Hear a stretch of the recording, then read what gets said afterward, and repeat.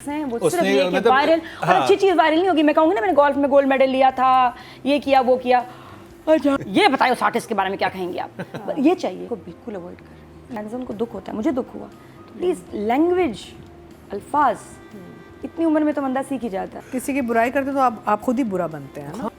उनको भी बात करते चलेंगे, स्पेशली फिरदौस जमाल साहब ने कोई बात की है और हुमायूं को टारगेट किया उन्होंने, और एक दफ़ा फिर से I don't know why Mahira को भी टारगेट किया। तो इतने सीजन एक्टर्स, इतने सीनियर एक्टर्स, अतीका जी क्या होता है कि अचानक आके ये लोगों के बारे में बात करते हैं और कोई समझ नहीं आती उस बात की भी, कोई लॉजिक नहीं होती, गैर ज़रूरी भी लगता है समटाइम, तो कि ज़रूरत क्या है? हाँ, थोड़ा सा मैं समझती हूँ दुख और अफसोस ही होता है, क्योंकि आप अपनी कम्युनिटी में अगर लोगों के साथ ऐसे करेंगे तो फिर आपका कौन रह जाता है।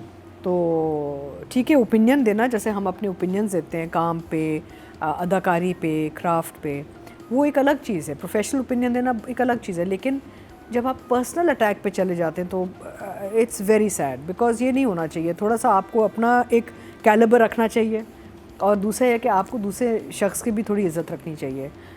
चाहे आपको लोग अच्छे लगे, बहुत से लोग ऐसे होते हैं जिनसे हमारी नहीं बनती इन द बिजनेस, लेकिन हम अपना थोड़ा सा एक सेल्फ रिस्पेक्ट भी रखते हैं ना। जब आप किसी और की ऐसी बुराई करते हैं पर्सनल लेवल पे, तो आप एक्चुअली अपने आप को ही बुरा बना रहे होते हैं। बिल्कुल सही बात है। नादी, आप कुछ कहेंगे इस पे? मैं ये कहूँगी कि सब मेरी इंडस्ट्री वाले सुने कि पॉडकास्ट आर अ ट्रैप। कोई महीना नहीं गुजरता जब मुझे 5-6 पॉडकास्ट के ऑफर्स ना आए, और वो रिटर्निंग कस्टमर्स भी होते हैं जो ना सुन के फिर आ जाते हैं, और कुछ बहुत पीछे पड़ जाते हैं।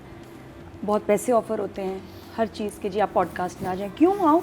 मैंने कहा जी अब मैं समझ गई हूँ कि इट्स अ ट्रैप। ऐसे सवाल ट्रैप उसमें आप फंसा देते हैं गेस्ट को इतना बुरा कि वो कुछ ना कुछ वो गंदा होकर ही उठता है। ऐसे इंटरव्यू, ऐसे शो का फ़ायदा क्या जिसमें आप, और वो ऐसा माहौल बनता है चीज़ें। एक के तो मैं गई थी, तो मैं कहा रिकॉर्डिंग रुको, मैं उठी, क्या क्या मसला है, मैं तो बुन्ना बन गई ना उस वक्त, मुन्ना बन गई। हाँ। और रहमत ही आ गया, नादिया के अंदर रहमत ही आ गया। मैं कहा तुमने अभी किया सीनियर एक्टर्स के साथ, मेरे साथ ना करना, बिहेव योरसेल्फ। सुनाई उसको, मैंने कहा अभी शूटिंग तब शुरू होगी, अब तुम इंसान के बच्चे बन गए। और बड़े वो मशहूर कंट्रोवर्शियल हैं साहब। फिर उसके बाद इतनी तमीज़ से गया वो पॉडकास्ट, मैं रुकवा दिया, मैं कहा मुझे पता है तुम क्या कर। तो प्लीज़ आर्टिस्ट अवॉइड करें। मैं कहूँ इट्स अ ट्रैप। लेकिन ये ट्रैप तो हम भी लेके आने वाले हैं नादिया। आपको पता है कि क्या ड्रामा का पॉडकास्ट आ रहा है? मैं नहीं हूँ उसमें। मैं ऐसे बोल देती हूँ, मुझे इसलिए अच्छा लगता है कि यहाँ एक कोई सब्सटेंस से बात करने का। देखिए ये जिस एज में कुछ हमारे आर्टिस्ट हैं, बुजुर्ग हैं, ये वो उनसे नहीं ऐसे सवाल कुछ भी आप करें, क्योंकि उल्टा जवाब दे सकते हैं, उनके दिल में भी दुख है, कुछ बहुत सारी रीजंस होंगे।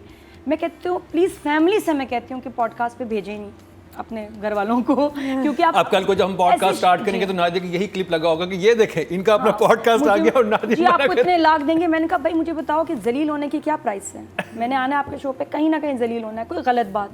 मैं एक मदर्स डे के शो पे गई, माँ के बारे में सवाल था, साजिद हसन का था, सवाए माँ के सारे सवाल पूछे। एक हस्बैंड थे, ओ फला ए ओ, मतलब वो जो थीम थी वही नहीं उन्होंने फॉलो की। So it's a trap. Host views लेना चाहता है, उधर से पैसे आएंगे। पहले ऐसा नहीं होता था, पहले हमें पैसे मिलते थे, हम शो करके चले जाते थे घर। अब उसके पीछे जो स्टेक्स हैं वो सिर्फ ये कि वायरल और अच्छी चीज़ वायरल नहीं होगी। मैं कहूँगी ना मैंने गोल्फ में गोल्ड मेडल लिया था, ये किया वो किया, अच्छा जो अभी आगे बताएं, ये बताओ उस आर्टिस्ट के बारे में क्या कहेंगे आप। ये चाहिए। तो ऐसी जगह क्यों जाएं जहाँ आप गंदे होके निकल रहे हैं। मैं अब पॉडकास्ट को बिल्कुल अवॉइड कर, लेकिन जो फिरदौस जमाल ने हुमायूं के लिए कहा, जो अल्फाज इस्तेमाल किए बहुत बुरे थे। या आप घर में कमरे में बैठ के तो बंदा बोल ले, ऐसे ना बोले। उनके बहुत सारे फैंस हैं, उनको दुख होता है, मुझे दुख हुआ। तो प्लीज़ लैंग्वेज अल्फाज इतनी उम्र में तो बंदा सीख ही जाता है कि अल्फाज क्या इस्तेमाल करने चाहिए दूसरों के लिए। It's a little disturbing. Yes, That's very disturbing. अच्छा, बाय द वे उन्होंने ये बात किसी पॉडकास्ट में नहीं की, उन्होंने टीवी शो पे की है। शोज भी ऐसे कर रहे हैं, पॉडकास्ट शोज दोनों को मिला लो। आजकल ये चल रहा है, शोज में कम सब रेटिंग रेस जो है ना, रेटिंग की रेस वो चल रही है। वो है, वो भी बहुत तो गड़बड़ हो गई है ऐसे। और फिर ये कि अगर बुरी बात कह दी, रिकॉर्डेड शो है, काट दो यार, कोई काटता नहीं है। अच्छा ये भी है, कभी हम कुछ गलत फिर कहेंगे ना यार वो निकाल देना ऐसे, क्योंकि एक सवाल दूसरा सवाल ऐसा गया। मैंने भी कुछ कभी हुआ तो मैं कहती हूँ यार काट दो, नहीं काटते, ओह मिस हो गया। तो it is a trap, because मैंने ये टेस्ट की है चीज़ें कि वो बाद में शो पे भी जाए नहीं काटते। भैया जी आपका क्या टेक है इस पे? I don't know about this, but कभी कभी और शायद ये मैं गलत कह रही हूँ, लेकिन कभी कभी हम सिर्फ एक चीज़ ले लेते हैं, पूरी बात नहीं सुनते. हाँ. Every interview comes from somewhere and goes somewhere, लेकिन हम सिर्फ एक चीज़ उसमें से पिक कर लेंगे and then will kill that person. यही है. अब इसका मुझे नहीं पता, but I think as an actor और एज अ परफॉर्मर और पार्ट ऑफ दिस फ्रेटर्निटी, अगर आपको कोई पसंद नहीं है उसकी वजह भी बता दें, बिकॉज वी कैन से कि this is he is not a versatile actor और he is a character actor, और ये आप नहीं कह सकते कि वो एक्टिंग नहीं आती. ये नहीं कह सकते. I feel that, but you can be very specific about what he finds about it. वो जब तक आप clear नहीं करेंगे, I feel that I think meaning अपनी बैल मुझे मार वाली situation हो जाती है ना. It's Very unfortunate. disturbing. क्योंकि आपने इतने अरसे में इतनी Yeah. इज्जत कमाई है, और अगर आप फिरदौस साहब का भी देखें, उनका भी एक नाम रहा है, is one of the बहुत finest बड़ा actors. नाम यही तो है. कह रही बहुत हूँ बड़ा कि जब नाम है, आप और किसी हमायूं भी उसी तरह से एक बहुत अच्छे एक्टर और हैं. किसी की बुराई करते हो तो आप खुद ही बुरा बनते हैं ना. हाँ, यही हो रहा है. मतलब गैर जरूरी तौर In पे. the sense, वही मैं कह रही हूँ ना कि I think Atika is right. You choose your words. I mean, these are not the words that you बिल्कुल, should be और इसी वजह से हमने चूज किया है एक बहुत ही Wow. अच्छा ड्रामा रिव्यू करने के लिए, जिसका नाम है कभी मैं कभी तुम.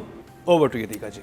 ऑब्वियसली एक तो रोमांस बहुत खूबसूरत हो गया है. हानिया और फहद के बीच में जो एक वो शर्जीना एंड मुस्तफ़ा के जो romance, it's looking really nice and very cute, very loving, very clean romance.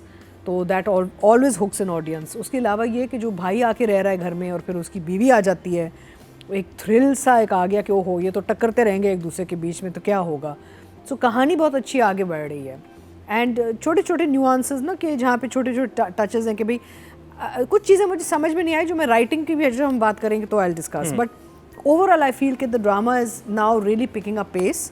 शुरू में मैं थोड़ी सी ऑन द फेंस थी, लेकिन एट दिस पॉइंट मुझे अच्छा लग रहा है कि कहानी में इतनी सॉर्ट ऑफ वेरिएशंस आ गई हैं. एंड दोनों भाइयों की कहानियाँ आगे निकल आई हैं, पेरेंट्स थोड़े बैकग्राउंड में चले गए, एंड उनका कॉन्ट्रास्ट.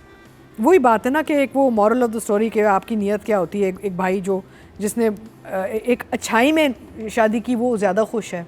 आपको याद है वो किचन में जब खड़ा होता है, कहता है कि मुझे कॉम्बिनेशन तो ये चाहिए कि हो वो कमीना. हाँ, शर्जीना जैसी, पैसा मेरी वाली बीवी जितना हो और उसकी आदतें इस जैसी हों. हाँ, मीना. तो wants everything basically. Although I have to say again, I will discuss this when we go into writing.